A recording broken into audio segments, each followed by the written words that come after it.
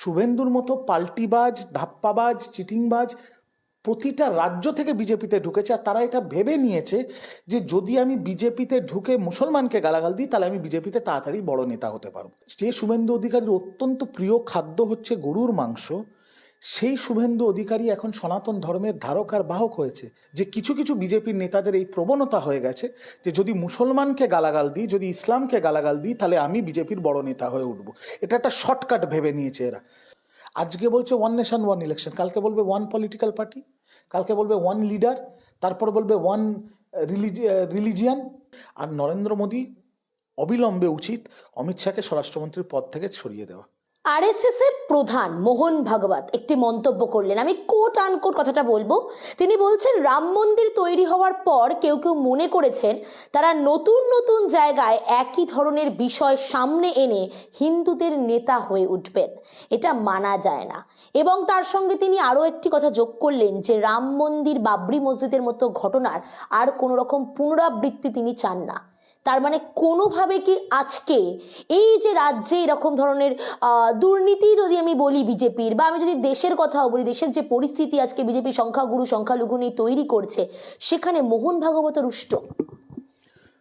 প্রথম কথা, মোহন ভাগবত জি যেটা বলেছেন তার সাথে আমি 100% সহমত। আমার মনে হয় মোহন ভাগবত জির অমিত শাহ, নরেন্দ্র মোদীর দুটো কান মুলে দেওয়া উচিত, এবং তার এদের দুটোকে ডেকে কান মুলে তার বক্তব্য, যেটা তিনি সার্বজনীন মঞ্চ থেকে বলেছেন, ওদের বোঝানো উচিত। কারণ নরেন্দ্র মোদী আর অমিত শাহর আশকারায় বিজেপির যত নেতারা আছে উগ্র ধর্মীয় মৌলবাদ করছে, হিন্দু মুসলিম করে। এটা ঠিক বলেছেন, একদম ঠিক বলেছেন মোহন ভাগবতজি, যে কিছু কিছু বিজেপির নেতাদের এই প্রবণতা হয়ে গেছে যে যদি মুসলমানকে গালাগাল দিই, যদি ইসলামকে গালাগাল দিই তাহলে আমি বিজেপির বড় নেতা হয়ে উঠবো। এটা একটা শর্টকাট ভেবে নিয়েছে এরা। তো মোহন ভাগবতজি যে কথাটা বলেছেন তার সাথে আমি 100 না 1000% সহমত।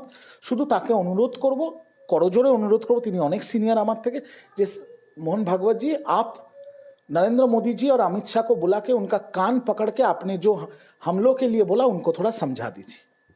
তাহলে কি কোনোভাবে এখানে আবারও প্রশ্ন উঠছে, নরেন্দ্র মোদী, অমিত শাহ এবং আমি যদি রাজ্য নেতৃত্ব শুভেন্দু অধিকারীর কথায় যাই, তার সঙ্গে সঙ্গে সুকান্ত মজুমদারের প্রসঙ্গেও যাই, এদের এই যে মন্তব্যের রেশ, সেটাকে কোনোভাবে সেই জিনিসটা আরো বেশি হিংসাত্মক হয়ে উঠছে বা ভারতবাসীর কাছে আরো বেশি বিজেপির ভোট ব্যাংকটাকে নষ্ট করে দিচ্ছে, সেটা মোহন ভাগবতজি আজকে বুঝে গেছে। দেখুন, মোহন ভাগবতজি হচ্ছেন আরএসএস। আরএসএস কোনো রাজনৈতিক দল নয়, আরএসএস একটা স্বেচ্ছাসেবক সংঘ। আরএসএস এর ভোটের সাথে কোনো সম্পর্ক নেই। আরএসএস চায় ভারতবর্ষে, মোহন ভাগবত জির বক্তব্যে যেটা আমিও বুঝতে পারছি, আপনারাও বুঝতে, তিনি চাইছেন যে ধর্মের বিভেদ না হোক, ধর্মের নামে ভারতবর্ষে যেন অশান্তি না হয়। তো তিনি তো ভালোই চাইছেন, কিন্তু আরএসএস আর বিজেপির মধ্যে পার্থক্য হচ্ছে বিজেপির কাছে হিন্দু মুসলিমটা ফ্যাক্টর না, বিজেপির কাছে ফ্যাক্টর হচ্ছে ভোট। হিন্দুরাও কিছু কোনো ফ্যাক্টর নয়, মুসলমানরাও নয়। তো ওরা ভোটের রাজনীতি করার জন্য এই ধর্মের নিয়ে বিদ্বেষের রাজনীতিটা করছে। তো ওদের এই নোংরামিটা বুঝতে পেরেই মোহন ভাগবতজি এত বড় সুন্দর কথা বলেছেন। আমার শুধু একটাই প্রার্থনা রইল যে তিনি এই কথাটা যাতে বিজেপির এই বড় দুটো নেতাকে বোঝায়, আর বাকি যেগুলো এই নোংরামিটা করছে তাদের যেন আচ্ছা করে কানটা মুলে দেয়। তাহলে কি এই কারণেই আজকে শুভেন্দু অধিকারীর পরাজয়, বা এই কারণে পরাজয় আমি বলছি, তার একটাই কারণ, মানসিক পরাজয়ের কথা যাচ্ছে। কারণ আরএসএস এর নেতা এমন একটা মন্তব্য করলেন যেটা শুভেন্দু অধিকারী আদর্শের বিপরীত। তার কারণ বাংলাদেশের বর্ডারে দাঁড়িয়ে তিনি তো এতদিন ধরে হিন্দুত্ববাদ এবং মন্দির মসজিদ এই কথাই বলে গেছেন। মোহন ভাগবতজি তো বুঝে গেছে শুভেন্দুর মতো লোককে। মোহন ভাগবতজি বুঝে গেছে যে শুভেন্দুর মতো প্রচুর লোক এখন বিজেপিতে ঢুকেছে। যে শুভেন্দু অধিকারী যখন তৃণমূল কংগ্রেসে ছিল মাথায় টুপি পরে ইফতারের নামাজ পড়তো, বকরি ঈদে মালদা মুর্শিদাবাদে গরুর গাড়ি পাঠাতো, যে শুভেন্দু অধিকারীর অত্যন্ত প্রিয় খাদ্য হচ্ছে গরুর মাংস, সেই শুভেন্দু অধিকারী এখন সনাতন ধর্মের ধারক আর বাহক হয়েছে। মোহন ভাগবতজি বুঝে গেছে যে এরকম প্রচুর ধাপ্পাবাজ, চিটিংবাজ শুভেন্দুর মতো বিজেপিতে ঢুকেছে, যাদের এখন একটাই কাজ হচ্ছে যে যতটা পারি মুসলমান আর ইসলামকে গালাগাল দিয়ে তাড়াতাড়ি বিজেপির নেতা হব। সেটা মোহন ভাগবতজির মতো এত বরিষ্ঠ সিনিয়র একজন ব্যক্তি তিনি ধরে ফেলেছেন, তাই তিনি বাধ্য হয়েছেন এই মন্তব্যটা করতে। আর এটা তো ফ্যাক্ট। শুভেন্দুর মতো পাল্টিবাজ, ধাপ্পাবাজ, চিটিংবাজ প্রতিটা রাজ্য থেকে বিজেপিতে ঢুকেছে, আর তারা এটা ভেবে নিয়েছে যে যদি আমি বিজেপিতে ঢুকে মুসলমানকে গালাগাল দিই তাহলে আমি বিজেপিতে তাড়াতাড়ি বড় নেতা হতে পারবো। আর এটা বিজেপিতে হচ্ছেও তো, সেটা নুপুর শর্মা হোক, কঙ্গনা রানাওত হোক, আর শুভেন্দু অধিকারী হোক, সবই সমান, সবকটা সমান, গোবরের এপিট আর ওপুট।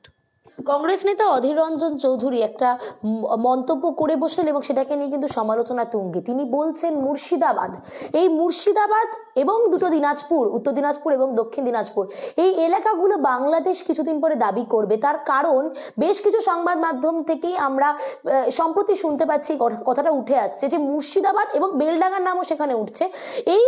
এই জায়গাটা সম্পূর্ণভাবে জঙ্গিদের আস্তানা হয়ে যাচ্ছে। তাহলে কি আজকে সুকান্ত মজুমদার বারবার যে প্রসঙ্গটা তুলেছিলেন যে পশ্চিমবঙ্গ সম্পূর্ণভাবে বহিরাগতদের আস্তানা, পশ্চিমবঙ্গে বহিরাগতরা প্রবেশ করে, এই কথাটাকে কোনোভাবে সত্যি প্রমাণ করা হচ্ছে? যদি পশ্চিমবঙ্গে বহিরাগত প্রবেশ করে, যদি পশ্চিমবঙ্গে রোহিঙ্গা প্রবেশ করে, যদি পশ্চিমবঙ্গে জঙ্গিরা প্রবেশ করে, তাহলে তো প্রথম অমিত শাহর পদত্যাগ করা উচিত এবং কান ধরে ক্ষমা চাওয়া উচিত, এক। দুই, অধীর চৌধুরী এখন মুর্শিদাবাদ, বহরমপুরকে নিয়ে অনেক কথাই বলবে, কারণ দেখুন, আপনি হেরে গেলে আপনার তো একটা কাতর আর্তনাদ থাকবেই। এটা হচ্ছে লুজার্স কল যেটাকে বলে, মানে হেরে গেছে বলে এখন এই সব কথা বলছে। আজকে অধীর চৌধুরী বলছে কিছুদিন বাদে বাংলাদেশ মুর্শিদাবাদ দাবি করবে। ইউনিস কি অধীর চৌধুরী কানে কানে এসে বলে গেছে? আমার বাড়িতেও কেয়ারটেকার ছিল, সে কাজ ছেড়ে চলে গেছে, আমিও তো কালকে দাবি করতে পারি অধীর চৌধুরীকে আমি কেয়ারটেকার চাই। এরকম এইগুলো কথাগুলো কেন বলেন উনি বুঝতে পারছি না। উনি একজন বর্ষিয়ান পলিটিশিয়ান, বোকা বোকা কথা শুধু ফুটেজে ভেসে থাকার জন্য, টিভিতে ভেসে থাকার জন্য। এগুলো আমার মনে হয় না এই মন্তব্যগুলোর কোনো ভ্যালু আছে। যদি বেলডাঙ্গা, মুর্শিদাবাদে কোনো রকম কোনো জঙ্গি প্রভাব হয় বা কেউ যদি জঙ্গি কার্যকলাপ করে, তাহলে আপনারা জানেন কিছুদিন আগেই কিছু ছেলেপুলে ধরা পড়েছিল যারা এইসব জঙ্গি মডেল তৈরি করছিল। সেখানে পশ্চিমবঙ্গ পুলিশও ছিল, কেরল পুলিশও ছিল, আসাম পুলিশও ছিল এবং এনআইএও ছিল। ঠিক একইভাবে যেমন বাংলার থেকে ধরা পড়েছে, আসাম থেকেও তো ধরা পড়েছে। আসামে তো বিজেপির সরকার, তাহলে কি বিজেপি জঙ্গি ঢোকাচ্ছে? এই কথাগুলো বলাটা অধীর চৌধুরীর মতো একজন সিনিয়র পলিটিশিয়ানে খুব বোকা বোকা হয়ে যাচ্ছে। জঙ্গিরা তো আগেও কাশ্মীরতে আসতো, এখনো কাশ্মীর দিয়ে ঢুকছে। তখন তো কংগ্রেস জামানা ছিল, তখনও তো জঙ্গি হানা হতো, জঙ্গি হানায় প্রচুর মানুষের, নিরীহ মানুষের প্রাণ গেছে জম্মু কাশ্মীরে, তখন তো কংগ্রেস সরকার ছিল। তারপরে বিজেপি সরকার আসার পরে এখনো নিরীহ মানুষের প্রাণ যাচ্ছে। তো জঙ্গিরা হচ্ছে জঙ্গি, তারা আগুন জ্বালাতে, ধর্মের নামে, ধর্মকে সামনে রেখে আগুন জ্বালাতে, মানুষ হত্যা করতে বিশ্বাস করে। এরা কোনো ধর্মের হয় না, এরা সবকটা খুনি। তো এরা কোনো না কোনো পথ বার করে নেয় কোথাও গিয়ে অশান্তি করার। সেখানে আমার মনে হয় যখন জঙ্গি কেন্দ্রিক কোনো ব্যাপার আসে, সেটা রাজনীতির অনেক ওপরে। এটা তৃণমূল, বিজেপি, কংগ্রেস, মমতা ব্যানার্জি, রাহুল গান্ধী, নরেন্দ্র মোদীর অনেক ওপরে। এটা দেশের সার্বভৌমত্বের ব্যাপার, দেশের সুরক্ষার ব্যাপার। আর দেশের সুরক্ষা যেখানে সামনে আসে, সেখানে আমার মনে হয় কোনো রকমেরই রাজনীতি করার দরকার নেই।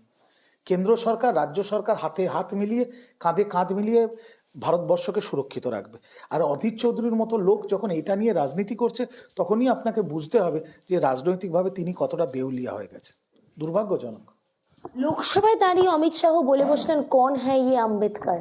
আরো একটি কথা তিনি বললেন যে এতবার যদি দেবতার ভগবানের নাম করা যেত তাহলে স্বর্গ লাভ হতো। আম্বেদকর এখন ফ্যাশন হয়ে গেছে। বাবা সাহেব আম্বেদকরের ইতিহাস যদি অমিত শাহ পড়ে থাকে, তাহলে অমিত শাহ একটা জিনিস বুঝবে যে সে বাবা সাহেব আম্বেদকরের নখের যোগ্য নয়, এক। কারণ বাবা সাহেব আম্বেদকর ভারতবর্ষের প্রথম দলিত যে ইংল্যান্ডে গিয়ে পড়াশুনো করেছিল, নিউ ইয়র্ক থেকে পিএইচডি ইন ইকোনমিক্স করেছিল। আমি জানি না Amit Shah PhD in economics স্বাধীন ভারতেও আছে কিনা। তিনি পরাধীন ভারতে দলিত সম্প্রদায়ের প্রথম ব্যক্তি যিনি পিএইচডি ইন ইকোনমিক্স। তারপর তিনি বম্বের একটা কলেজে পড়াতেন।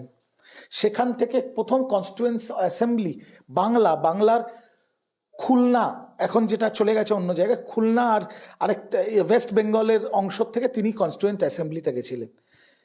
তিনি সংবিধানের জনক। এই যে জাতি বিদ্বেষ যেটা বিজেপি এখনো করছে, সেই ছুত অছুতের রাজনীতি তিনি শেষ করার চেষ্টা করেছিলেন বাবা সাহেব আম্বেদকর। সেই বাবা সাহেব আম্বেদকরকে নিয়ে মন্তব্য করছে অমিত শাহ। কত বড় লাটের বাট অমিত শাহ! অমিত শাহর এই মন্তব্য, মানে তাতে নেত্রীও বলেছেন, মুখ্যমন্ত্রীও বলেছেন আমরা মর্মাহত। আমরা শোকাহত, আমরা শকড যে কি করে দেশের স্বরাষ্ট্রমন্ত্রী এই মন্তব্য করতে পারে। আর আরেকটা জিনিস মনে রাখবেন, অমিত শাহকে যখন সিবিআই খুঁজছিল গোধরা কাণ্ডে, যখন অমিত শাহ টাডিপার ছিল, পরে সুপ্রিম কোর্ট তাকে ক্লিন চিট দেয়। একটা টাডিপার আসামি আজকে দেশের স্বরাষ্ট্রমন্ত্রী হয়েছে এই সংবিধানের জন্য, আর সে বাবা সাহেব আম্বেদকরকে গালমন্দ করছে। হ্যাঁ, বাবা সাহেব আম্বেদকর আমাদের ফ্যাশন, আমাদের ইন্সপিরেশন, আমাদের মোটিভেশন, আমাদের গর্ব বাবা সাহেব আম্বেদকর। অমিত শাহ দেশের 150 কোটি মানুষকে অপমান করেছে, দলিত আদিবাসী সমাজকে অপমান করেছে, বাংলাকে অপমান করেছে। তৃণমূল কংগ্রেস কোনো দিনও এটা মানবে না, তৃণমূল কংগ্রেস অমিত শাহকে কোনো দিনও ক্ষমা করবে না। তৃণমূল কংগ্রেস আগামী 23শে ডিসেম্বর নেত্রী কর্মসূচি দিয়েছেন, জেলায় জেলায় ব্লকে ব্লকে কর্মসূচি হবে। অমিত শাহর এই মন্তব্যের বিরুদ্ধে ধিক্কার মিছিল হবে, অবস্থান বিক্ষোভ হবে। আর আমরা এটা ততদিন চালিয়ে যাব যতদিন না অমিত শাহ ক্ষমা চাইবে সংসদে দাঁড়িয়ে যে তিনি যেটা বলেছেন তিনি ভুল বলেছেন, তিনি ক্ষমা চাইবেন। আর নরেন্দ্র মোদী অবিলম্বে উচিত অমিত শাহকে স্বরাষ্ট্রমন্ত্রীর পদ থেকে সরিয়ে দেওয়া। এটা হতে পারে না। আজকে বাবা সাহেব আম্বেদকরকে বলছে, কালকে মহাত্মা গান্ধীকে বলবে। এটা হতে পারে না, এটা হতে পারে না। লোকসভায় যে নতুন বিল পাশ হলো, one nation one election, BJP দাবি করছে যে এই বিলটা পাশ করা নির্বাচনের খরচ বাঁচানোর জন্য। কি বলবেন? পাস তো করতে পারলো না, পাস তো করতে পারলো না। লোকসভায় এখন কিছু জ্বালানো ইস্যু আছে। পশ্চিমবঙ্গের যে সাংসদরা, তারা পশ্চিমবঙ্গের প্রশ্ন করছে বিজেপির কাছে। তারা পশ্চিমবঙ্গের যারা তৃণমূলের সাংসদ, তারা বিজেপির কলার ধরে নিয়েছে যে বাংলার আবাসের টাকা কোথায়, বাংলার 100 দিনের টাকা কোথায়, বাংলার NRHM এর টাকা কোথায়। এগুলো বাংলা কেন্দ্রিক আলোচনা। তারপরেও বাংলাদেশ আছে, তারপরেও মণিপুর আছে, তারপরেও আদানির মতো গুরুত্বপূর্ণ ইস্যু আছে।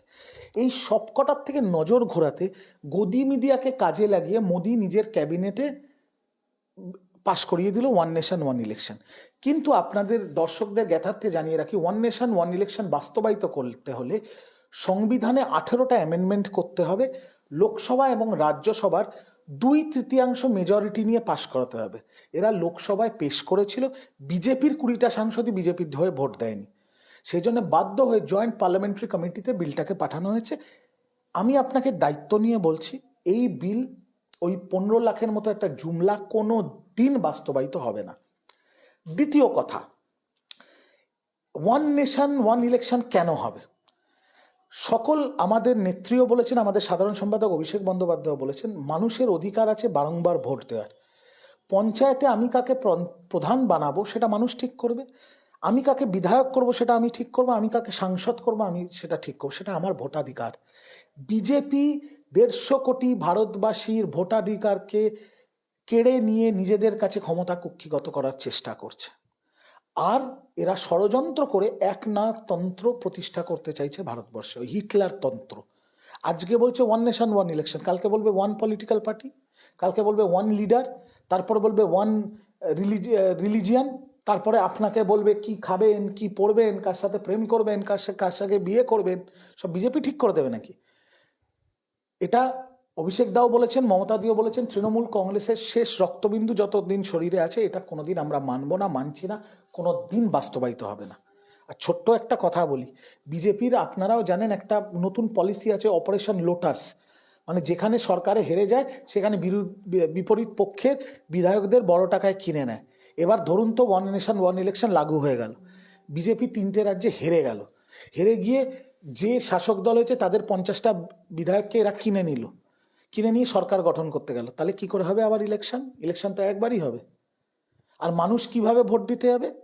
মানে একটা গ্রামের, প্রান্তিক গ্রামের মানুষ, সে বাংলায় থাকুক আর মহারাষ্ট্রে থাকুক, তার সামনে 5টা EVM মেশিন থাকবে, একটা পঞ্চায়েত, এটা বিধানসভা, এটা লোকসভা। কি ধরনের ন্যাকামি ফাজলামি হচ্ছে এগুলো? পুরোটাই ধাপ্পাবাজি, পুরোটাই জুমলা, ওই CA NRCর মতো। কোনো দিন কিচ্ছু হবে না। শুধু এই জ্বালানো যে প্রশ্ন, যেখান থেকে বিজেপিকে পালিয়ে বাঁচতে হবে, তার থেকে বাঁচার জন্য গদি মিডিয়াকে কাজে লাগিয়ে মানুষের নজর ঘোরানোর একটা প্রচেষ্টা মাত্র, আর কিচ্ছু না।